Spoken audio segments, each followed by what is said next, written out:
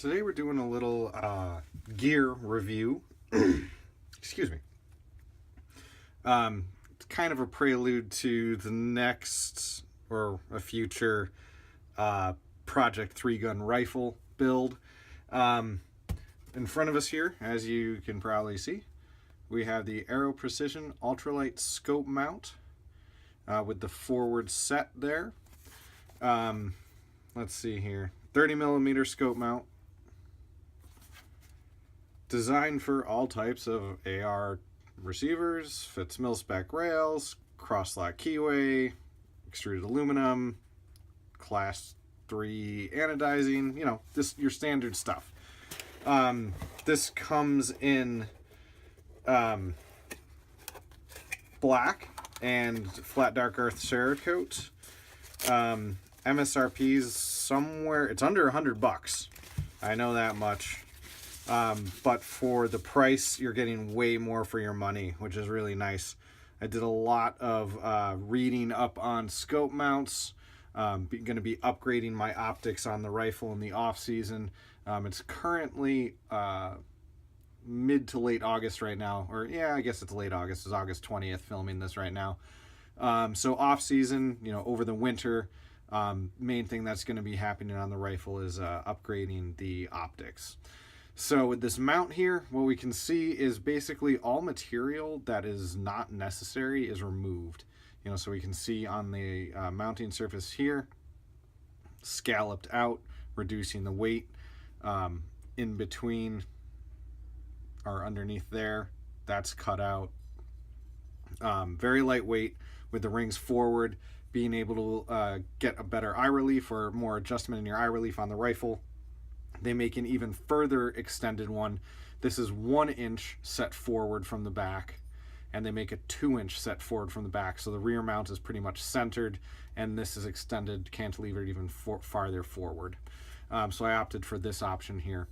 My current optic on that rifle is primary arms with a cheap mount. This mount is probably lighter than that simple mount that's already on there.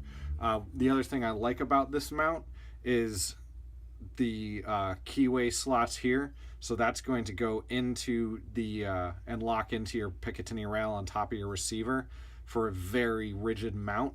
So any recoil or any movement forward and backward is going to be completely mitigated by those rails there. A lot of times in optics mounts, you'll see just the mounting screw act as that rail lock in place, but it's round, it's not really exactly fit there. So this is an exact fit to that Picatinny rail, which is awesome. Very solid, very reliable. Torx screws, if you may have noticed at the start, I took out the supplied Torx wrench. Looks like it's size 15, I guess it's labeled there. This is a nice little handy tool to have. I probably won't be using this to do the actual mounting because I'll use my actual optics torque wrench to get everything torqued exactly to the right specs. But it is obviously nice that they supply that tool. Nice, it's a nice little Torx wrench. Yeah, that's pretty cool. Now one of the or I guess I'll call it a detractor because I saw it come up the most, but it's easily remedied. So you can see the way that this or these rings are set up where it mounts sideways as opposed to the rings coming down on top, which is more conventional. So the advantages to this is it's a lot more rigid for that recoil rocking up this way. Basically that motion could eventually loosen that upward facing ring like that. So we got this type of force going on. That jarring force could loosen those, whereas this direction, you know, it's going to be much more solid under recoil over time. That's the why it's designed that way, and you can see how it interlocks there, very stable. Your two screws there. Now what people said when they're mounting this, and we'll see when we get to this, when you get your scope leveled in there and you start tightening things down and this ring starts to cinch in, it started to twist the scope as it tightened in. So you had your scope all nice and level, and then as you tightened it down, it is no longer in level. So there are two ways people said that they got around that. One was they tightened it down and looked at the angle that it was off center, and then loosened up and set it the opposite direction. Let's say it was 10 degrees. So they tilted it 10 degrees the opposite way, and as it tightened down, it came to true center. The other thing you could do is run a very little bit of whatever gun lube you like to use in those rings, so that scope can slide just a little bit while you're mounting it and getting it set in there. We'll see what happens when we go to mount this, but overall I'm really happy with this mount. Awesome deal. If you buy it directly from Aero Precision, I think it's around $80.